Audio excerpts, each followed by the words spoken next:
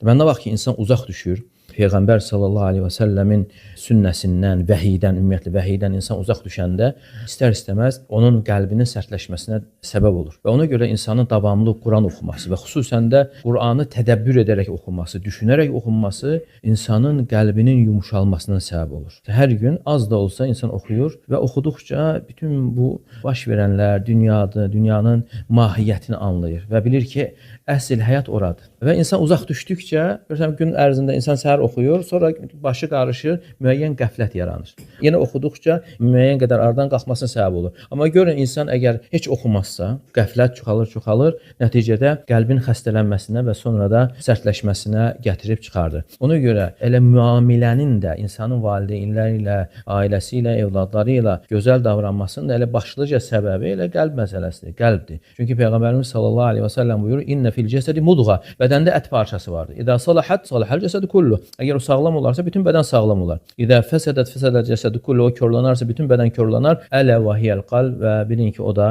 qəlb. Deməli, insanın qəlbi sağlam olanda danışığı sağlam olur və həmçinin rəftarı sağlam olur. Ona görə alimlər də buyurur ki, hətta evdə insan ailəsi ilə davranarkən, yəni söz-söhbət baş verirsə evdə, yəni hər ikisinə müraciət olunur ki, baxın qəlblərinizə.